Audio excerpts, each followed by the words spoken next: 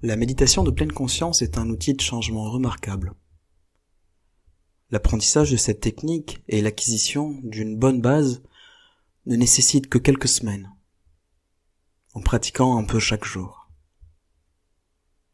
La pleine conscience, très simplement, c'est faire le choix de s'arrêter pour prendre conscience de ce que nous ressentons, vivons, pensons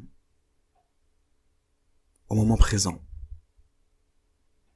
C'est faire un pas de côté pour observer notre expérience avec un léger recul. Et c'est justement ce pas de côté qui peut entraîner de nombreux changements positifs dans nos vies.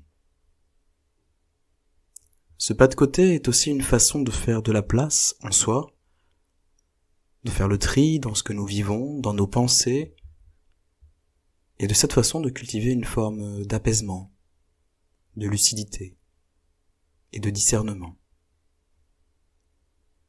Prendre conscience de ce que l'on vit est également une façon de sortir de nos automatismes, de nos ruminations, de nos préoccupations, de nos schémas et de nos croyances limitantes, pour vivre nos expériences de façon plus riche, plus profonde.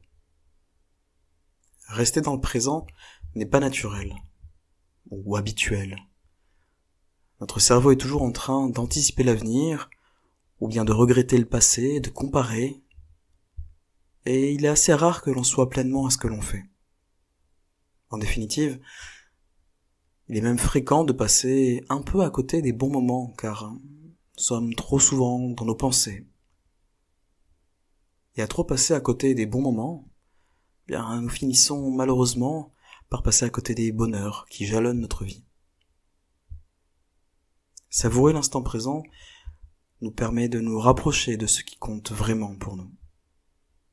Cela permet aussi de cultiver le calme intérieur, car nous cessons peu à peu de comparer, de juger, de critiquer, de regretter.